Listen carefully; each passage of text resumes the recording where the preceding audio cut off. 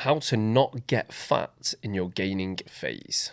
Okay, cool, diet's done, I've got lean, now I can just go back to whatever I was doing before, because like you said, all that ends up happening is you do that, 6 weeks, 8 weeks time, you're putting a bit more weight than you would want, you don't love how you're looking, you can't see any difference in the muscles that you've built, so you would just want to diet again. Yeah. So we are going to talk through how we take someone through a complete reverse diet. Reverse diet gets a bit of a bad rep in the industry, and I think that's because some people talk about it as being like a 50 cal increase per week, and we're like, we don't also agree with that approach, because it's far too slow and you just stay in a deficit for a long period of time, which is unnecessary. So many times we've had with clients, especially after shoots and stuff, we go into this reverse diet and we start to bring food up and they just continue to drop weight. They continue to look leaner, they look fuller, training gets better.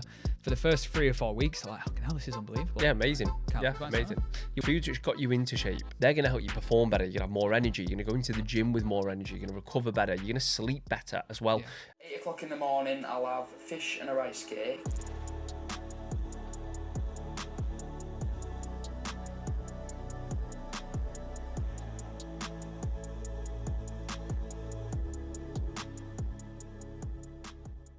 How to not get fat in your gaining phase. Welcome back. It is fish and a rice cake. It is Visit. I'm Jake. He's Jake. Back to talk all things fitness, training, nutrition, fat loss, building muscle, all that jazz. And every now and again, talking a little bit about how we've built our own coaching businesses and how we coach and all that stuff. So yeah, how you doing? All right. Good. Yeah. How are you? I'm all right, mate. I'm all right. Actually, one thing I did want to chat to you about, because I know very little about this, is the football. It is football. How did you know? Yeah, it is football. It's well, you told me about it because it was on the call this time last week. Is the Amarim sacking? Yes. Yeah. Sad news.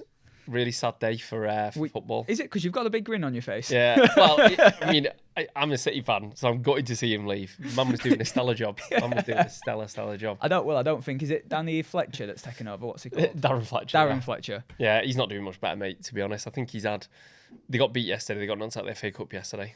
They lost last week as well. No, they drew with Burnley last week. So they're not started very well. But I'm not going to say too much because it's the Manchester derby this weekend.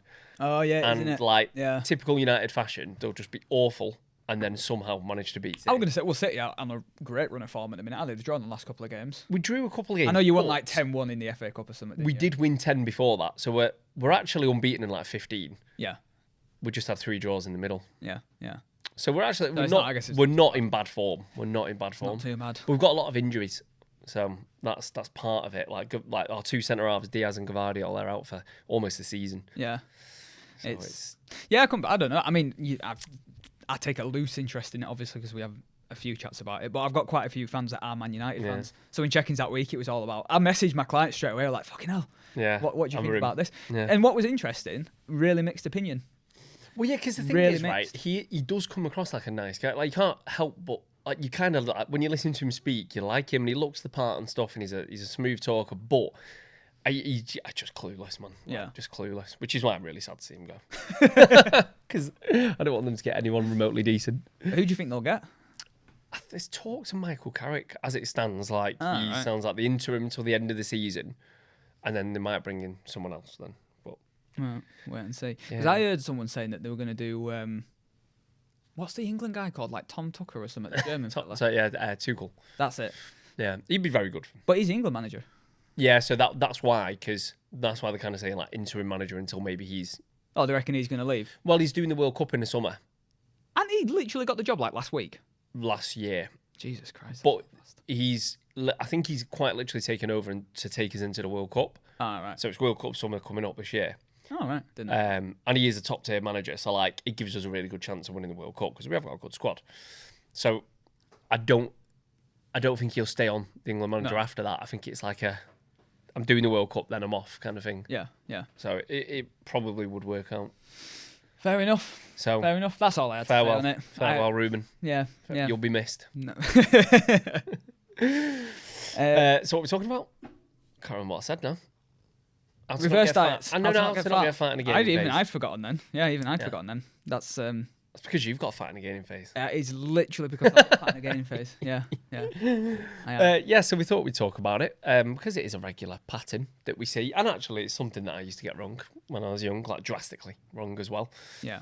Whenever I went into a gaining phase, it would be not tracked. Basically, just eat all the food that I could do. Yeah. Without really any consideration for what quality of that food was. And about 2 months in, I'd be fat and looking to diet again. With Yeah. no extra muscle, just a lot of extra fat. Yeah, and it's just that, and it's a good time to chat about it just with it, not necessarily because people are in reverse diets right now, because most people are going to be dieting with it being January, but almost having a bit of an idea of what to do when you get to that point, and it isn't just that case of, okay, cool, diet's done, I've got lean, now I can just go back to whatever I was doing before, because like you said, all that ends up happening is you do that, 6 weeks, 8 weeks time, you're putting a bit more weight than you would want, you don't love how you're looking, you can't see any difference in the muscles that you've built, so you would just want to diet again. Yeah. And then again, it's why people struggle to see that progress in the longer term. So we are going to talk through how we take someone through a complete reverse diet. It's not like a long thing, is it? We'll go into like a full gaining phase as well. Yeah, and I think we just like why we do certain things, because as I say, when I was young, like I could diet like no problem, but this was the part that I always got wrong. Like this was always the part that I got wrong. I would manage to get lean, no problem at all, but I just fucked this part up so badly. Yeah. So I guess why we do them, because a lot of people will say you don't need them, just go straight back into a calorie surplus, into a gaining phase, you're wasting time. And I get that argument. But the practicalities of doing that with someone who hasn't done this process before is essentially what you then do is you end up being like, okay, restrict, cool, we're done, off you go, do what you want. And then it just doesn't go, even with the best of intentions, just doesn't go well. Whereas we know at the end of a diet, there's going to be some socials that have been put on the back burner that are going to catch back up and things to go out for. So we like to take a reverse diet approach with most people because it means that there's a bit more of a phased approach to bringing food back up so that they can go and just enjoy all these things and feel like they've got some normality back without I think it. the problem is if you don't take that approach, what you do is you go straight into a surplus, which I don't have like a massive issue against, by the way. Like, and the more experience you get, the definitely the quicker you can do that. 100% agree. And like, I think reverse diet gets a bit of a bad rep in the industry, and I think that's because some people talk about it as being like a 50 cal increase per week, and we're like, we don't also agree with that approach because it's far too slow, and you just stay in a deficit for a longer period of time, which is unnecessary. But I do believe, like you say, especially with our niche, right? Our niche is people who they are social people. They are, when they're in their fat loss phase, probably sacrificing a couple of meals out with the girlfriends, the partners, the kids and stuff like that. So when the night's over, they're naturally going to want to just enjoy a bit more of that. So for us, we like to, the first month, I would say, kind of post-diet, especially if it's been a fairly aggressive diet for like a photo shoot or something, we're looking to remove food noise. We're looking to bring in some of the socials and show people how to start managing and navigating those properly. We're looking to lean into, obviously, training performance, set some kind of cool new targets on that front as well, and maybe do some testing and have a bit of fun with that.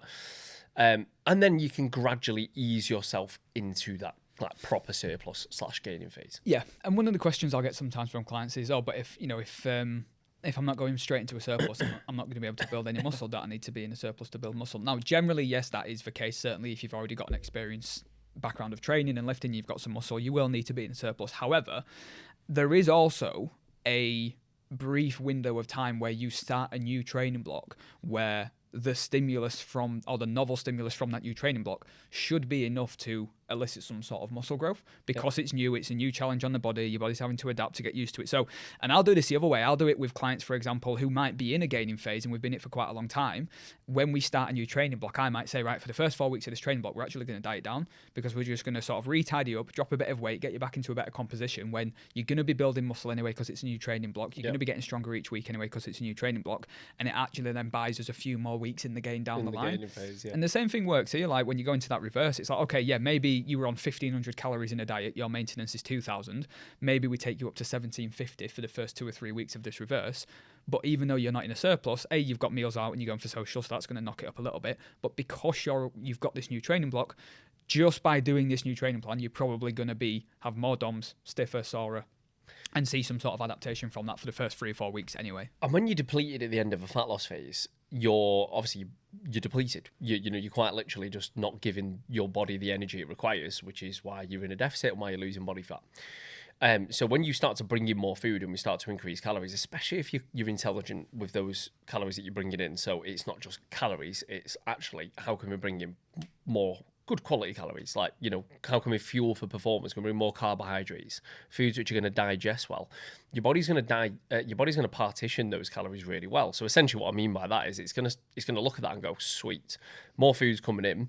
If it's carbohydrates, it's going to go send that straight to muscle glycogen. Straight to the moon. butt. But Said me. But it is, right? And what you'll find is, like, you start getting, go into the gym with more focus, even though you're probably still in a slight deficit.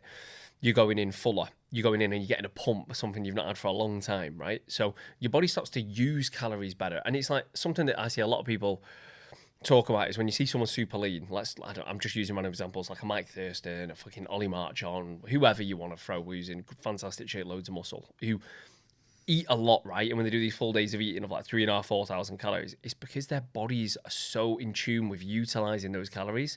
Do you know, it's not, they're actually using them in a way which is going to go towards training. It's going to go towards building muscle tissue because they fine tune their body in order to do so. So it's remembering that when you are depleted and you do start to bring your calories up, your body will, if you do it properly, your body will use those calories really well. Yeah. I mean, that's it. And so many times we've had with clients, especially after shoots and stuff, we go into this reverse diet and we start to bring food up, and they just continue to drop weight. They continue to look leaner. They look fuller. Training gets better. For the first 3 or 4 weeks, they're like, "Oh, hell, this is unbelievable." Yeah, amazing. Amazing. You're welcome. And that is the case. And then obviously once you continue to bring food up, it starts to settle down a little bit. But yeah, so the first 3 or 4 weeks, it's okay, meet you halfway between your deficit and your maintenance, allow for some socials. If they check in every week and they're like, oh, scale's gone down again, cool, let's add a bit more food in, until we get to the point where it's pretty much like flatlined and it's like very stable in terms of their weight. And then that's the point at which usually after 4, 5, 6 weeks, we might then start saying, okay, now we're going to start looking to progress into a proper gaining phase. And we're going to look to gain, for most people, around 1% of body weight per month. If that is, I want to commit to this gaining phase, build as much muscle as I can. Yeah, correct. So, and again, like, depends on how lean you are, etc. If you're super lean, you can probably go a bit more on the aggressive side of that. If you are someone who is wanting to, maybe you didn't get to like stupid levels of leanness, we might go a little bit more conservative. It might be like 0.5%, 0.75. Yeah. But essentially what we're looking for is gradual increases of scale weight over time. And this is where it's very different to a fat loss phase, where we might be looking at 1% of your total body weight per week as a loss, like, again, depending on you. So it's understanding that a muscle building phase it has to be more conservative because it takes a lot longer, unfortunately, to build muscle than it does to lose body fat. But this is where the real physique's built, right? And this is where most people just dismiss this phase. Like, this is where, when we put up our results, it's because people have spent a long time building muscle. It isn't, the diet just reveals it. That's all it's doing. So treat this phase with respect, right? Go through the reverse, spend time on the reverse, track the data.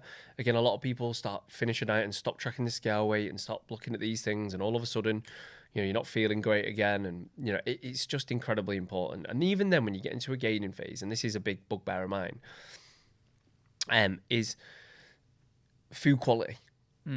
Like, people just start, like, all of a sudden it's like, oh, I'm gaining, I've got all these calories to play with, so I'm gonna start eating more flexibly. And I don't have a problem with that too much. Like, there should be more flexibility in a gaining phase because you have got that wiggle room, but you've got to think about how your body feels. So, like, I had a couple of clients checking over after Christmas who had just finished like the photo shoot and stuff, and obviously they were eating more over Christmas because it was Christmas, and they were training, but they were like, I felt so sluggish in the gym because, and one of them, they hit the nail on the head. They said, I've realized that there's fuel and like there's calories and there's fuel, and it's, for me, a massive thing is carry on eating the foods which you're eating on your diet, just bigger portions, right? More of it, like the foods which got you into shape, the fruit, the veg, the high quality carbohydrates, the things which are going to digest well. They're going to help you perform better. You're going to have more energy. You're going to go into the gym with more energy. You're going to recover better. You're going to sleep better as well. Yeah. Again, that's a massive thing that we don't get much sleep because of the kids, but like, I wear a Whoop now, and it's like this, like, the data has been really interesting. Like, if I have a late meal or a meal which is higher in salts and sodiums and fats and things that I wouldn't normally eat, like I've been out for a meal or something, my recovery the next day is shite.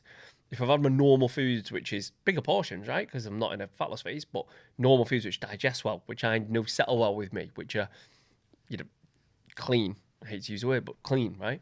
You are gonna recover better. You're gonna feel better. You're gonna perform better day to day. Therefore, that's gonna result in better training performance. Therefore, that's gonna result in more muscle grown. Yeah. So just because you're in a gaining phase, don't let the quality of your nutrition just go to shit. Yeah, and in terms of like the metrics that we track for it, obviously we've spoken a bit about scale weight, but that kind of is almost like the very last metric that will dictate the changes that we make. So some of the more important things I'll get clients to do when we transition into this gaining phase is we will still take a waist measurement, because if scale weight is going up but waist measurement is staying the same, it's a very positive indicator that the weight's going to the right places. Yeah. We'll still do checking photos, but I'll actually start asking clients, particularly those that are going quite aggressive into building muscle, to do their photos for me post-workout when they've got a bit of a pump on. Yeah. So I can actually see with a bit of a pump where we might be growing, where we might be seeing some change, because it's harder in a gaining phase because you're not as lean and fat starts to hide the muscle. And also as well, they just generally, it makes them a bit more motivated in the sessions to know that they're doing the checking photos at the end, so they train a bit harder, get a bit more of a pump on, stuff like that. And then obviously we will track their training metrics. So it'll be a case of, right, let's identify 3, 4, 5 exercises we want to get really strong with. Let's set some targets for them. Let's film them every week. Let's use your logbook. Let's track it. Let's make sure we're going into each session knowing what we want to hit, what we're going for. And that's the main thing for me, because like you said, when you get into when you're in a fat loss phase, like it's really clear that you're losing fat because you can see your pictures changing, you can see your weight coming down, your waist measurements coming down, all that stuff. So it's really, really obvious that you're just losing body fat. In a gaining phase, it's less obvious because, like you said, you are going to get less conditioned potentially in your pictures. Well, not potentially, you will do. It is more difficult to know if you're definitely growing. So massive emphasis, and something that I've changed in the last year or so is like, I'm really on my clients now in a gaining phase to send me videos. Let's look at your training, because, and what you see a lot of the time is, and this is no fault of theirs, like this is where us as coaches have to come in and do better, right? Is people are just slinging weights from A to B. There's no real control, mechanical tension. It's just like going through the motions a little bit, so to speak. And the problem is if you're gaining weight in a gaining phase, obviously that's good, but like if you're gaining weight in a gaining phase but not training properly, how much that is muscle? Yeah. It's hard to, I mean, listen, I'm not saying none of it will be, but you're not doing yourself any favors. Yeah. So a massive thing for me is let's really focus on training quality. Yeah, yeah. And then just give yourself long enough to actually see some change. So don't just do the gaining phase for 6 weeks, 8 weeks. If you can help it, try to literally do it. I mean, as long as you actually can sustain it for literally as long as you physically can. I mean, I've done 10, 12 month gaining phases before.